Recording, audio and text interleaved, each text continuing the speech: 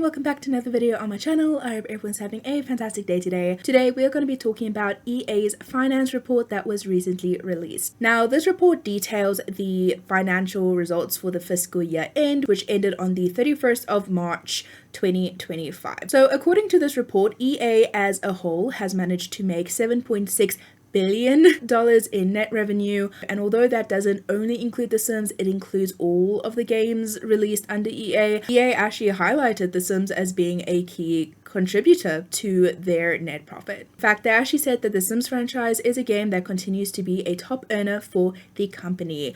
Surprisingly, at least to me, apparently during this time there has been the most rise in new Sims players that they have seen, and this isn't only for The Sims 4, this is for the entire Sims lifetime. So this includes The Sims 1, The Sims 2, Sims 3, Sims 4. Somehow during this recent time there has been the most people playing The Sims, which to me is very interesting considering there seems to be a clear disconnect between EA and the Sims community, but clearly they're doing something right. EA seems to highlight the recent expansion pack, so businesses and hobbies, as being one of the main reasons why they had such a huge profit this year. And although I think that businesses and hobbies did contribute a lot of people seem to really enjoy that pack and we're very excited about that pack. I think it's also important to note a different huge factor, and that is the Sims Legacy Edition and the Sims 2 Legacy Edition were also released, and honestly I feel like that's probably the tipping point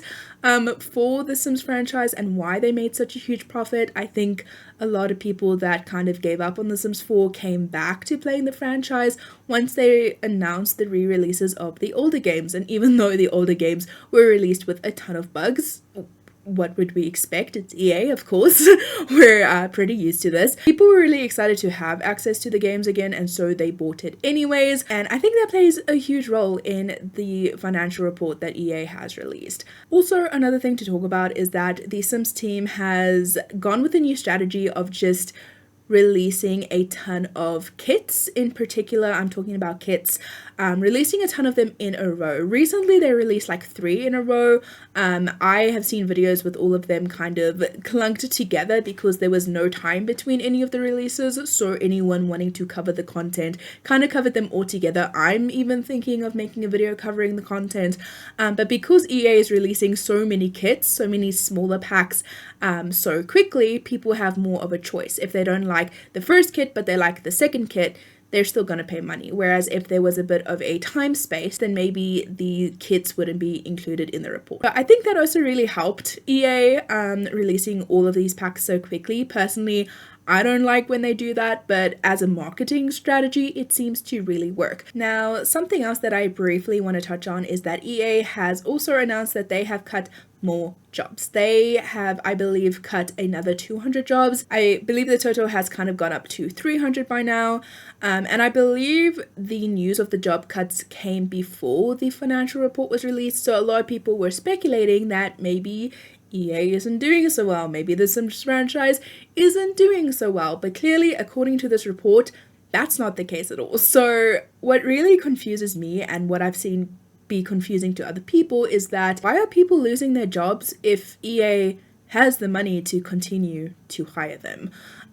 Clearly EA didn't cut the jobs because of financial reasons, at least not to save money, not because they're in some sort of bankruptcy. In fact, they seem to be doing the best than they ever have done in the past. So why are people's jobs being cut? Now, I kind of found a little quote that Andrew Wilson said, and Andrew Wilson is the CEO of EA. He's the big guy at the top, although I don't believe he was actually referring to the job cuts or the financial report in particular. I think what he says here is very telling. So basically, Andrew Wilson spoke very excitedly about the use of AI for game development, including game art, animation, and coding. For me, that kind of says that possibly the reason why there were job cuts is because they are kind of replacing people with AI, which is a very scary thought. A lot of people have many opinions when it comes to AI. I completely get that. AI is one of those things that is going to continue to improve over time, and it's just gonna take over everything. That's just how I see it as being. I don't think AI is necessarily a bad thing. I think it can be used to create some pretty awesome things, but my big issue comes in is when AI is replacing human jobs, because at the end of the day, that is only destroying our economy even more. Now, when it comes to the actual jobs, yes, a lot of the time AI is more efficient, and so it makes more sense to use AI rather than a human. But when I feel like it comes to video game design, it can be very tricky, because obviously AI will be good for the programming side, maybe even the art generation and stuff like that. But I think it's really important to keep some human aspects in it, having human playtesters for games such as The Sims. Maybe we wouldn't have the raining indoors bug if more human employees were actually looking over the game. Now, I don't know if that's actually why The Sims seems to be super buggy, if it's just because they've replaced so many people with AI and not enough is being checked over. I have no clue about any of that, but I think it's just very sad. I don't have any other word. I think it's just sad that it looks like people are losing their jobs. Meanwhile, the company that is cutting people's jobs is basically having the best fiscal year that they seem to have ever had. For me, that is just very devastating. It's one of those things, like millionaires are just going to keep getting money and they don't care who they hurt on their way up. That's kind of what it feels like. But I thought it was very important to kind of just read through this financial report, because once I heard about the job cuts, I was very surprised to hear that EA apparently isn't struggling. And also, I was surprised to hear that the Sims franchise is actually doing really well, considering how disconnected the community seems to be.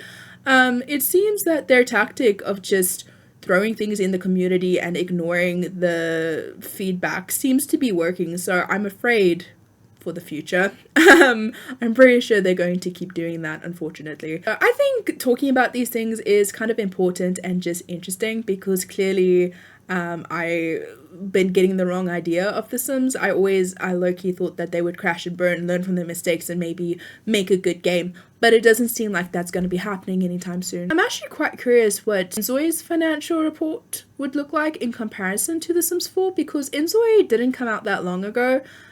So I don't know how well it would be able to go up against The Sims in particular for EA. Obviously, EA has a ton of games, so all of this money isn't just coming from The Sims, but I would be very curious to see what Inzoi makes and see if the next report for The Sims 4 goes down a lot more because people have gone to Inzoi, because that's kind of the chatter I'm hearing. A lot of people are saying they're enjoying Inzoi a lot more, so that's just something I'm curious about. I would like to know what you guys think about this financial report coming out, and what are your thoughts and opinions.